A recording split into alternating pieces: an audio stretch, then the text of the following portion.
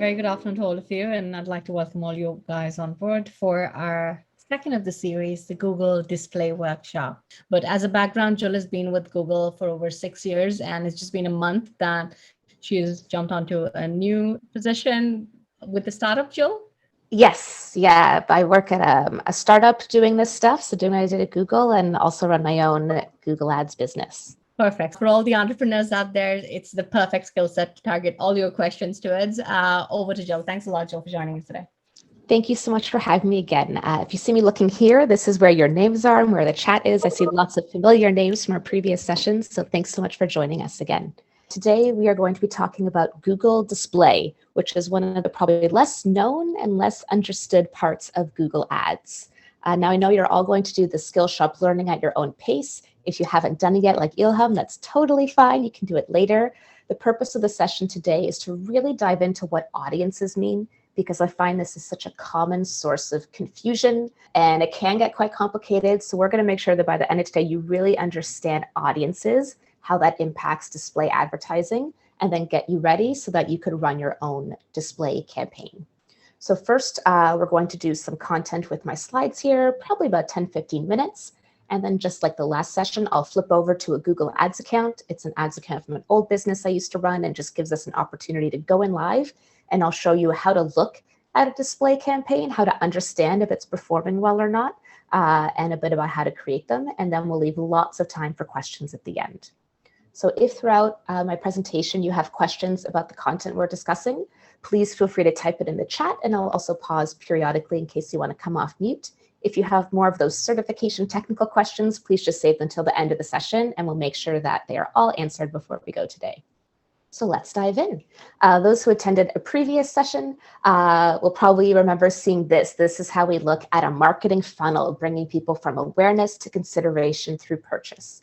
And in the search session, we focused on how to reach people who are searching differently across the funnel. People who are searching for a new mattress, or searching for baby clothes, or searching for help with Google Ads. But there's a lot of people out there who may not be actively searching, but are still interested in the products and services you're selling. So how can we reach them? You can reach them through other means, through display and video advertising. So what you see over here are examples, actually, funnily enough, this one is for Google Ads, of what display ads look like. So display ads, you may also know as banner ads, and they're just ads that appear on other websites. And then YouTube is another kind of display advertising. There's going to be a whole YouTube session with a current Googler who's a YouTube expert. So we're not going to talk about YouTube specifically today, but what we are talking about, how to target display ads, all of that applies when you're looking to target your video ads as well. I should mention that Gmail ads are another kind of display advertising, and discovery ads are another type of display advertising. So if this really interests you and you want to dive into it deeper, those are separate Skillshop courses you can take about something like discovery ads. For today, we're going to focus on core display advertising. And the key thing to understand in order to get display advertising right is that there's two ways to target, well, actually any kind of online advertising: targeting context and targeting audience. What do I mean by that? Well, if we look at targeting context, that's really the way that all traditional media advertising worked and still works, before the internet. For example, if you want to put an ad in Vogue magazine, you don't know who's going to be reading that magazine, but you just know that you want to advertise to anyone who picks up that magazine, right? That's the real estate you want. Or if you want to put an ad up by the side of the Gardiner Expressway in downtown Toronto, you don't know exactly who the people are who are going to see that, but you just know everyone who goes by my ad, I want them to see it. That's targeting context. That's saying, I want my ad to be here, and anybody who comes through here is going to see my ad. And you can do that in the digital space. Search advertising is like that. Anyone who types in the keyword mattresses, I want to show my ad to them. But what digital advertising lets us do, in addition to targeting context, is targeting audience. And targeting an audience means you don't care where the ad shows, you care who the ad shows in front of. You want to show your ads to a certain kind of person. You want to show your ad to a parent, for example. A parent could be checking their email, playing a game, reading the New York Times. Doesn't matter. If they're a parent, you want them to see your ad. Or you could want to show an ad to people who are currently shopping for yoga pants. And they could be playing a game or checking their email or reading the New York Times. But if they're currently in market for yoga pants, you want to reach them. That's what targeting audience means. You care about who is seeing the ad, not where the ad is located. And you can't target audience in offline ways, right? You can't say, I only want to show my Chanel ad in Vogue magazine if the person seeing it is a woman of a certain age. Like, we just can't do that. But in digital platforms, not just Google, of course, Facebook, LinkedIn, Pinterest, Twitter, all digital platforms let you target by audience. And that's what makes it so powerful.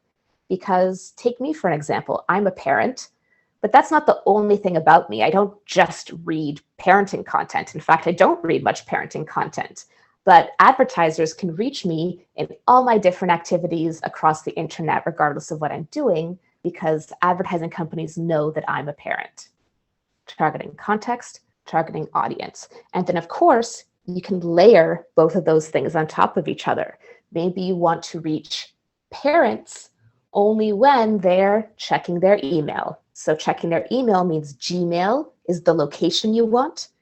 Parents is the audience you want, and then you can layer those on top of each other to create lots of really rich targeting options. I noticed a question here. Can we play around with the Google Ads website? Yes, please feel free to open it up and play along if you like to.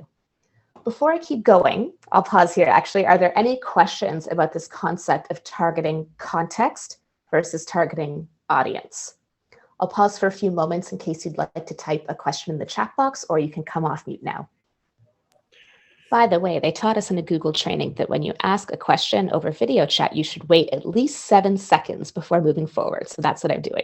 Here, did I hear someone come off mute? Yeah, you did, Jill.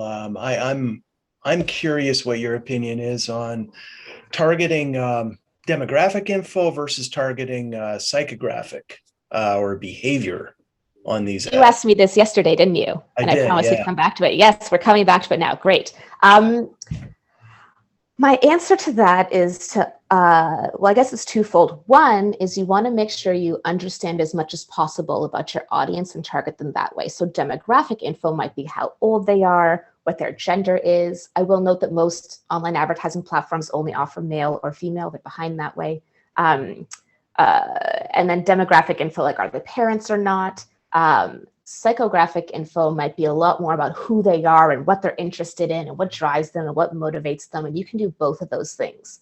The only thing I would caution you is just because you may think you know the psychographics or demographics of your ideal audience, it doesn't necessarily mean you do. There are certain audiences that you may think may work really well for your business, but you find that they actually don't. And I'll give you a concrete example of that. I worked with a company. You'll probably know who it is when I start explaining. I worked with a company when I was at Google that sells outerwear, and they sell very expensive outerwear. And so there's an in-market audience for outerwear, meaning you can advertise to people who are currently shopping for outerwear. There's also what's called an affinity audience. And an affinity audience means this is a certain kind of person. And there's an affinity audience for luxury shoppers, which means these are generally the kind of people who buy luxury items. And what this company found, because their outerwear is so expensive, targeting luxury shoppers was actually converted better and performed better for their business than targeting outerwear, even though they sell outerwear. And so I say that to answer your question. It's not that one or the other is better. You have to test different audiences to see what works for your business. And you have to throw some of your assumptions out the window of who your best converting audiences might be. Okay. And if you're not sure where to start, if you use Google Analytics in the audience interest overview there, it'll actually show you of your website visitors what Google audiences they belong to. So you can go there and actually see which in-market and affinity audiences your current website visitors are in, and then use those as ideas to then go target your ads. Cool. Okay. There, I've given you some homework to do. Data. That's rich data right there. Okay, thank you. My pleasure. And we have some questions in the chat. So is it more efficient to run display ads over other ads? Efficiency. It comes down to how you're measuring efficiency. So on a cost per click basis, which we talked about a lot last session, display advertising tends to be much cheaper than search. Like you could have display CPCs that cost a few cents. They could cost a few dollars, but generally they're much cheaper, whereas search CPCs can cost multiple dollars. But the flip side is, remember, we talked about what's so cool about search engine marketing is that there's intent. The person is typing into the box exactly what they want in that moment, and you surface it to them. When you're targeting audiences or with display ads in general, you know that this person may generally be in market for this thing right now, or that they may be this kind of person, but they're not doing something where they're looking for that right now, right? They're watching a video, they're browsing their phone, and your ad comes in. So while the intent may be there, the intent is lower, and therefore the conversion rate for display advertising tends to be lower than search advertising. There's exceptions to every rule, of course, but just general rule of thumb, display advertising is cheaper than search advertising, but conversion rate tends to be less. And so at the end of the day, when you look at ROI, it really depends on the business. The better way to look at it isn't, what's the ROI of search and what's the ROI of display? It's instead, these are all the various campaigns I'm running. What is the overall ROI of my digital marketing program? And spoiler alert, that's the last slide of this presentation anyway. So you jumped right to the end there, Nicole, thank you. Another question, where is most of the audience profile info coming from? With each platform, it's different. With Google has now 9 properties with over 1 billion users. I probably can't name them all off the top of my head, but there's Search, Gmail, Maps, Drive, Photos, Android. I'm not going to miss the last few, but you get the idea. And so there's data that's collected from all of these and aggregated to protect user privacy and then used to target, for advertisers to target. In one of the search sessions, I actually showed you how you can go to your own Google settings. It's called ads personalization. So just Google ads personalization. And you can see what audiences and topics Google has put you in. And you can see how accurate it is or not. So I encourage you to take a look. I had a private question. Can we target audience in some location with Google Ads? Yes, absolutely. So targeting a certain location would be a kind of context, like I want to target people in Canada. And then you could layer an audience with that. I want to target people who are currently shopping for a car in Canada. Absolutely. And audiences can have an and or an or relationship. So like I want to target people who are luxury shoppers or luxury travelers, or I want to target people who are luxury shoppers and luxury travelers. The more you layer with the and relationship, the narrower and narrower it'll get. But theoretically, the more efficient it'll get. So again, there's that trade-off there. Tina asks, how can we make an ad on Google Ads and play around with the features? Yeah, so anyone can start a Google Ads account just from whatever Google account you have. You'll set up a campaign and it'll ask for billing info. Just put something in the billing info, but then you don't have to actually run a campaign. You can just run everything paused. And actually the account I'm going to show you right now, everything is paused. I haven't spent money in this account in years. And Connor asked how to find our own psychographic profile. Remind me again towards the end of the session, Connor, and I'll show you exactly, and you can take a look at my psychographic profile. I'm going to keep going because we're almost done with the slides, and then we'll flip over to Google Ads and take lots more questions. I'm glad to see you all find this as fascinating as I do. I wanted to give you some examples of what advertising based on context is. So geography, we just spoke about, keywords, topics, or even specific placements. So in this example, I may want to advertise on specific websites. And if those websites use Google AdSense to monetize, to show their ads, you can take a course on that on Skillshop if you like, beyond the scope of what we'll talk about today. Then you can show specific ads there. And then those placements all get aggregated into topics. So maybe I want to advertise on websites that have to do with pregnancy and maternity, for example. Based on audience, there's lots of different options, and Google and other ad platforms are coming out with all new audiences all the time. So some of the newer audiences you can target on Google are people who recently moved or are about to move, people who recently got married or are about to get married. I think even people who recently graduated from college or are about to graduate from college.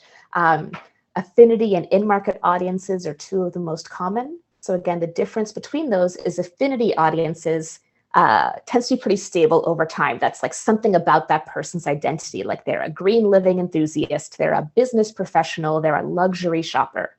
An in-market audience means that person is currently shopping for that thing right now. It could be something like contact lenses, or it could be a new car. And so people will come in and out of in-market audiences as their online behavior signals that they're searching for that thing, or that they've already bought that thing and therefore are no longer in market. Remarketing, also called retargeting on other platforms, is when you want to reach out to people you already have a business relationship with in some way. Generally people who visited your website before or who purchased from you before. There's lots of different ways to implement remarketing. Generally, you can do it through Google Analytics or Google Ads, having something on your site that just captures information about the people who are coming to visit, again, anonymously in aggregate so that you can advertise to them again.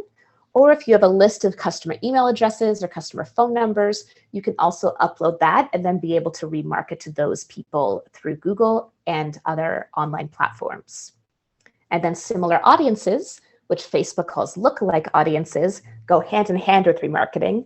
Those are people who are similar to, who look like your remarketing lists. So if you have a list of all your current purchasers, once it gets large enough to protect customer privacy, Google will automatically build a similar audience on it of new people who you don't have a business relationship with yet, but look similar to your customers or your website visitors. And on and on and on. We could talk for hours about all the different audiences available. If you want to know, I Google it all the time for reference. You can just, oh, my Google Assistant is popping up, not talking to you. You can just search on the big G for Google Ads audiences, and there'll be a full list of all the different options. And then you put it all together to create a marketing strategy, right? In our last session, we talked about how every campaign needs to have a specific audience and action you want them to take. And that all your campaigns, whether it's search, display, or video, can then work together to reach these audiences and keywords and everyone to drive people to your business and drive them to become customers and grow your business profitably.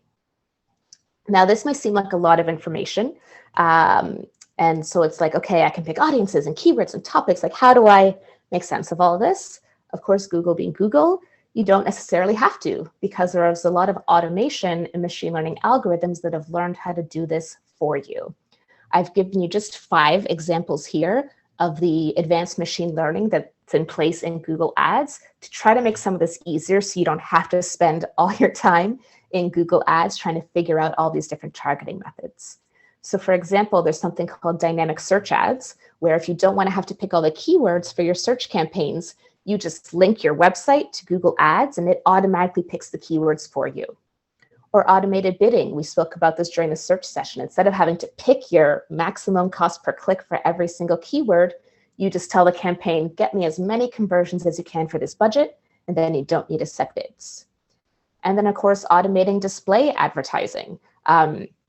If you don't know the profile of your ideal customer, that's okay. You can launch something called a smart display campaign, and you don't tell it any audiences at all. All you give it are some of the responsive ad assets, so headlines, descriptions, images, and actually video as well if you like. You let it know what your goal is, conversions, or clicks, or revenue, and then Google Ads just goes out into the internet, shows your ads to tons of people, figures out who's reaching your goal the best, who's converting the best, and shows more ads to them. So you don't actually give it any audience data or any targeting data. It just figures it out on its own. And then one more thing I'll mention, which again, this is not part of your current certification, but just interesting to know while we're on the topic of automation, is something called a universal app campaign. If you have an app that you want to advertise with Google, there's very little you can target. All you do is connect your app to Google Ads, give it a few headlines and description, just headlines and images and videos, and a target how much you're willing to pay per install or how much you're willing to pay for an in-app action, and then that's it. And it goes and does it. You can't set the audience targeting even if you wanted to for app campaigns. And so my personal prediction, as someone who worked at Google and observes what Google is doing, is that this is the direction that a lot more online advertising at Google and elsewhere is going to go in, automating a lot of these processes, taking control away from the digital marketer, which as a digital marketer feels scary, but in return, really leveraging that automation and machine learning to make it easier and simpler to scale with digital advertising. So to conclude the slides portion of today, and I can see I have more questions here, I'll come to those in a moment. When we look at our funnel, search marketing is usually used to drive direct sales and leads, people who are near purchase. You can reach people throughout the funnel, but generally marketers use search to really close the bottom of the funnel of people who are high intent. Display and video generally works to really build your sales funnel. And the two of those work together to drive your overall marketing goals. So people who are newer to marketing might say, you know, how can I decrease my cost per click? Or how much should I be spending on Google Ads in a day? But people who are advanced marketers say, how can I drive more profit from Google Ads? Because that's the ultimate goal, right? The ultimate goal isn't to worry too much about keywords, audiences, bids. Ultimately, you want to drive your business. And the more that you can leverage the machine learning to do that, the more you can just focus on what you can do to drive business outcomes from Google Ads and whatever other ad platforms you're using. So before we flip over to the Google Ads demo, I'm going to address some of the questions here. And then in the next few minutes, I'll show you how to look at display campaigns within Google Ads. The question is ad adjacent. Google reviews for my business. Off topic of what we're talking about today, so unfortunately, I'm not going to address that question for you today, Tom. Ruby asked, what is the distinction between affinity and similar audiences? Thank you for asking. So an affinity audience is a pre-built audience within Google Ads that any advertiser has access to.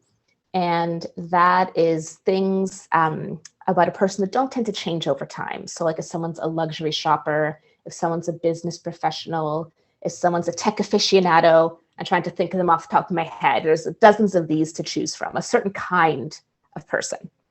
A similar audience will be unique to you, the business owner, and your data because it's built off of your remarketing lists. So you have a remarketing list of people your business knows somehow because they've been to your website or purchased from you. A similar audience is something that Google Ads will automatically build off of that for you of new people who look like are similar to your remarketing list. And every advertiser's remarketing lists are their own within their Google Ads accounts. So your similar audiences are your own. No one else has access to them or can use them. Whereas the affinity audiences are pre-built from Google and anyone can access and use them.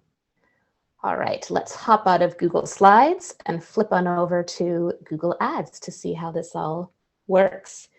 So again, this is a campaign I ran quite a few years ago, 2017. But I'm going to show you what it looks like to run a display campaign. So here I had one kind of overarching display campaign. And just like with search, within a campaign, you have different ad groups. And ad groups can target, you can set up a campaign however you like, but the way I set mine up is to have each ad group targeting a different audience so I could really compare how they were performing. So let's see how they performed. So there are three audiences and one topic that I was targeting here. So the first is people who are in market for business education, people who are currently looking to get an MBA. The next I labeled remarketing. And actually, a hot tip here, just because if you open up a Google Ads account, just because something's labeled a certain way, it doesn't mean that's what it is. You're always going to want to actually check. But you can trust me on this one. I labeled them correctly. This ad group is remarketing. So people who had visited my website before, who I wanted to advertise to again. Then I had my similar audiences. I had enough people on my remarketing list that Google Ads built those for me. And then lastly, I tried out advertising based on context, advertising on websites that have to do with business education. And so if we look at some of this performance data over here, I'll share with you what I take away from looking at this. So if I sort by impressions first, you'll see that the in-market for business education and the similar audience served a lot of impressions, and that the remarketing and topics did not serve as much. Why? Probably because there are a lot more people out there in the world who are in market for business education than there are who visited my tiny little website. So while something like remarketing may perform better, you can see the click-through rate was like 5.2%, which is quite high for display versus, 2%. So people on my remarketing list are more higher to click on my ad because they're already familiar with my business, but there's far fewer with them. It's not as big an opportunity. And that's a common theme you'll see with digital marketing in general. We say it's this trade-off between reach and efficiency. Reach, how many potential customers you can speak to, and then efficiency, how profitable or what kind of conversion rate you have for those people. So some of these tactics that had the highest click-through rate also had the lowest reach. Now, 2.1% click-through rate on in-market for business education isn't bad by any means, but this is a really good example of what that trade-off can look like. But then what's interesting as well is we've been talking about click-through rate. You can see over here in conversion rate that the conversion rate for these in-market for business education was actually quite high, even higher than for my similar audiences. One would think that remarketing would have a higher conversion rate, and maybe it would have, but my reach was so low that I just couldn't get enough people into that top of my funnel to end up converting at the bottom. So this is an example of a way you can test which audiences are working best, but I had to think, is my goal click-through rate? Is my goal having the lowest cost per conversion possible, the highest conversion rate possible? There's a lot of different ways you can measure success. And I recommend picking one to focus on and optimizing towards that. So in this case, my goal at the time was conversion rate. I cared about that more than click-through rate. And so that's why you can actually see I had paused these other 3 ad groups, and only in-market for business education was live when I then paused the whole campaign, because that was a really great conversion rate for me. And in this case, a conversion rate for my business was a form fill, someone filling out my contact form. Now, I mentioned that in a display campaign, or you can't just trust what it says. So over here, you'll notice there's audiences. And this is where we can look at what audiences we currently have and select new audiences to target and see what type of audience they are. So I'm going to show you what it looks like to actually add an audience to a display campaign. So first, you have to pick an ad group. Let's just pick this one. So the first thing you'll notice is targeting and observation. Targeting means I only want to show my ads to people who are in this audience. If they're not in market for business education, I don't want to show them an ad. Observation is an interesting one. It means I want to show my ad to everyone, but I want to know how this audience performs for me. So in this case, show my ad to everyone, but if the person is on the business education audience list, just show me how that performs compared to everyone. So if you're just getting started with audiences and you're not sure which audiences will work for your business, I recommend throwing a bunch of audiences into even a search campaign, not just a display campaign, on observation. And you can add as many audiences as you want and see how they perform. And then once you see which audiences have higher click-through rate, higher conversion rate, whatever metric you're trying to optimize towards, then you can create a separate campaign that explicitly targets those audiences and tries to really make them much bigger for your business. I'm going to go to browse here to give you just a little sampling of the kinds of audiences we can target in Google Ads. So first is who they are. This is the demographics we've talked about: home ownership status, education, marital status, parental status, age and gender targeting, live somewhere else. Then affinity that we talked about. So here are all the different affinity audiences you can target on Google. Avid investors, and if you hover, it tells you a little bit more about it. And because this campaign targets Canada and a few other countries, based on the location targeting, it'll tell me how many impressions I could serve per week. So 1 trillion impressions per week in this audience, which I believe this campaign targets Canada, US, India, and somewhere else. So some big countries in there. If we go under media and entertainment, you can target book lovers, gamers, light TV viewers, and on and on. So this is one of those things that's great to do when you start a Google Ads account. You don't have to advertise, but you can actually take a look at all those different audiences that are available. And if you just hover, it tells you a little bit more about that affinity audience. Then we have the in-market and life events audiences. So in-market is people who are currently shopping for something. For example, people who are currently shopping for flowers, currently shopping for gift baskets, and on and on. And again, lots of options. And if you just hover, it gives you a little bit more information. And then life events, we'll scroll down here. These are the different life events, and more of these have been added recently. So people who recently started a business, I'm probably on that list. College graduation, changing jobs, marriage, moving, etc. All different ways you can target people. These are different than affinity because, again, a life event, I'm not going to be recently started a business forever, right? For a few months, maybe that's where I'll belong, and then I would not be on that life events list anymore. Here's where you'll find your remarketing, so website visitors. So these are different remarketing lists I had set up in Google Analytics and imported in here. And then similar audiences, when those lists get big enough, Google Ads automatically creates the similar audiences off of them. So you can see those similar audiences here. And then combined and custom audiences, I won't go into too much detail here, but that's if you want to do some really custom things, like people who are in market for this, and life event this, and affinity that. You can save that combination as an audience list to use across a lot of different campaigns, and that's where you would see it here. I believe, yeah, that's all I have for the demo today. So we have about 20 more minutes today. I'm going to leave that time for questions. So again, please feel free to type them in the chat or come off mute if you'd like to ask something about display campaigns or about audiences specifically. Let's see. To target all audiences in Canada, do you have to manually translate your ads to French, or can this also be automated? Thank you for asking, Maria. So when we look at search data, last I was able to look at Google search data, we saw between kind of 10 to 15% of searches on Google are in French in Canada.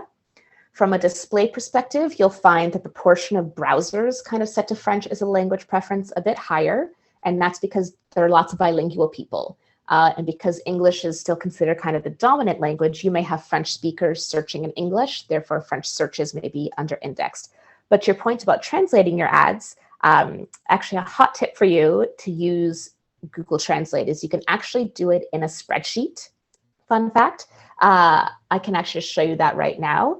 And so that's the way I would recommend getting your ads translated to start, is you can actually get them translated in a Google spreadsheet. And this is one of my favorite things people don't know, which is why I'm showing it to you. So hello, my name is Jill. And then you type equals Google Translate there. The thing you want to translate, the source language code, and the destination language code, and it translates it for you. So if you want to write all your ad text, all your headlines, descriptions, equals Google Translate, you're welcome. That's kind of the fastest way to do it. It does not happen automatically for you. I believe that Facebook can automatically machine translate your ads for you. With Google, once you get to a certain service level that you have a dedicated Google account team, then Google actually offers an option where Google will pay to have your ads professionally translated for you. But that's sort of once you're spending kind of thousands of dollars a month on Google ads to get to that point. So in the meantime, this is what I recommend to people, is to use Google Translate in a spreadsheet. The formula, again, equals Google Translate. And if you're not sure what the correct language codes are, like for example, Japanese is JA, not JP, again, you can just Google 2-letter language codes to find the right ones you need to use. Yeah, you're welcome. I'm actually going to stop screen sharing so that I can see all your lovely faces again. Continue. Perfect. I'm going to bring you all up here. Wonderful. And then now the chat window back. This is Googler problems. Not used to using Zoom. There's the chat. Okay. Orienting myself. So any homework? No, the homework was just me create a Google Search Ads campaign. That's just homework I made up for you, because it's one thing to do the Skillshop course, but then if you haven't actually done it before, I find the information doesn't stick. I mentioned this last time and I'll mention it again. I worked at Google for 6 years. I had tons of training. I learned tons of stuff about Google Ads as a result. But the reason I became so proficient in it, and that my colleagues asked me to be one of the people to come teach you today, is because I used it to drive my own business. And by using it, that's how I was really able to marry the concept and theory with the doing to be able to teach it to you this way. So play around in there. It's free to play around. You don't need to spend money, and it's the best way to learn. Before I lose it, we did the formula. Good. Is there a way to target a specific audience, for example, a certain region in Ontario? Anthony, I believe your question is about how specific can the location targeting get? And the answer is really specific. Region, city, you can even target a radius. So for example, if you run a coffee shop and you only want to target people who live within 1 kilometer of your coffee shop, in the location targeting, you would actually, it's backed by Google Maps. So like your coffee shop, set your radius in miles or kilometers, and that's how you can target it. And you can do that for exclusions as well. So yeah, you can get super granular. You can target by postal code, zip code, etc. So location targeting can get very, very granular, not so granular to the point that it would infringe on user privacy. I believe either 1 or 5 kilometers would be the minimum radius, but yes, you can get very specific there. Claudio asked, you mentioned making ad groups by audience. What would be my top 3 tips to reach the right audience and convert? My top 3 tips for reaching the right audiences. The first one I already shared with you, which would be to check your Google Analytics and see what the audiences are today that are currently converting well. Next, I'd actually recommend starting with a smart display campaign so that you don't need to pick audiences. Let it go out and find for you. It'll be a bit of a black box, like the campaign won't tell you what audiences it's targeting, but you'll then be able to see in your Google Analytics if certain audiences are really popping off for you. So that would be my second tip, is to start with letting machine learning do it. And then third, Google has a tool called Find My Audience. If you search for Think with Google, Find My Audience, you'll find it. And it's a great tool to help you with this exact thing, finding your audience. And another fun tip, when you use the tool, you have the option to like create a profile, and you should do that because then within 48 hours, Google will send you an email with $150 to advertise on YouTube for free, which is lovely. So those are my 3 tips. Check your Google Analytics, start with a smart display campaign, and then use the Find My Audience tool from Google. Natalie asked, how do I open Google Ads? You just go to ads.google.com. After I receive the certificate, how can I launch the job? So if you want to work as a digital marketer, how do you get your career started in digital marketing? Well, first is to find someone who wants to hire you, right? There are a lot of different ways to do that. We could have a whole other session on that topic alone. Great place to start is with friends and family and people in your network and say, hey, can I help you with your business on Google Ads, and maybe only charge them a little or don't charge them at first, just as a way for you to learn the platform and help them with their business. And then once you have 1 or 2 case studies like that, you can use that to then go out and find other clients. I accidentally grew my entire business on TikTok in the last 3 weeks. So like use social and organic channels as well to demonstrate your knowledge and capability and what you can do for clients. And any training to recommend exactly what you're doing right now. Skillshop is great. So glad you're doing it. Thank you, Nicole. Yeah, everyone follow me on TikTok, the Google Pro. I'm having a lot of fun with it. Taking requests as well. Mark asks, if you're selling a good, does Google show how your campaign's performance compares to that of similar goods? Yes and no.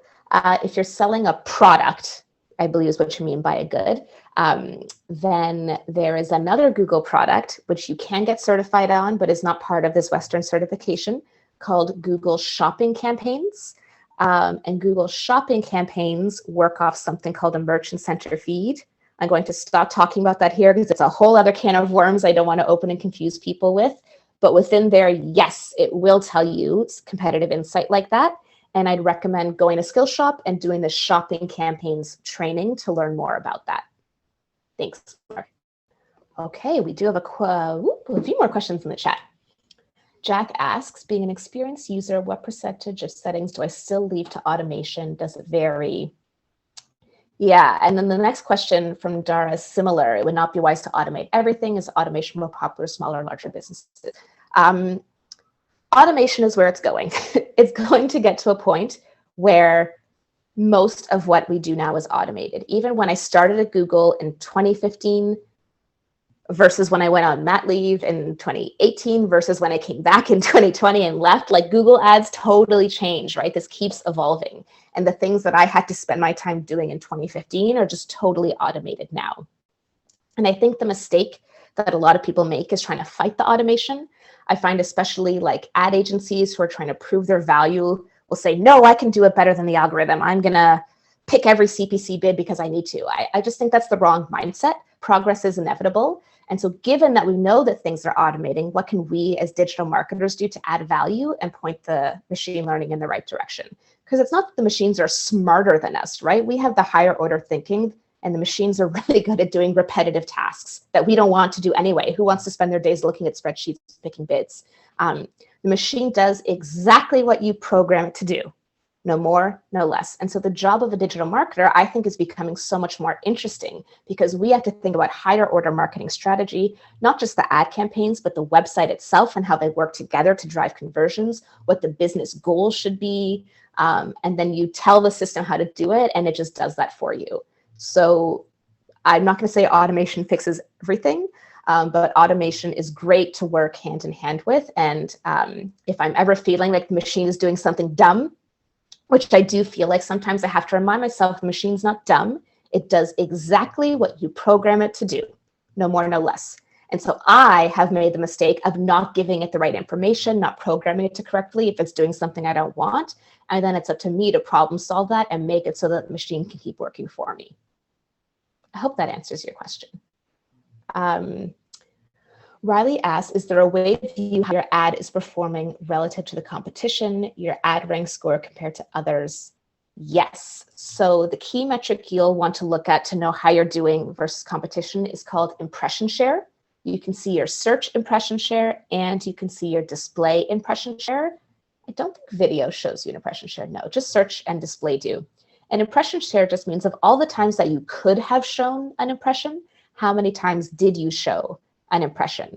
So like with most metrics, there's no good or bad number, but just more impression share means that you're serving in the auction more.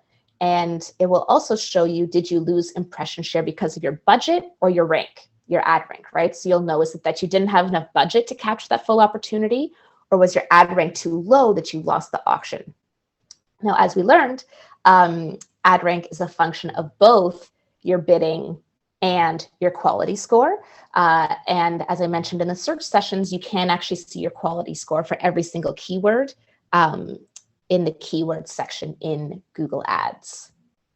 I'm checking the question again to make sure I answered all parts of that. One more, so it'll tell you what your impression share is. One more thing you can look at is the auction insights, and that will show you which other URLs, which other businesses are advertising on the same keyword as you, and how often you're winning the auction versus them.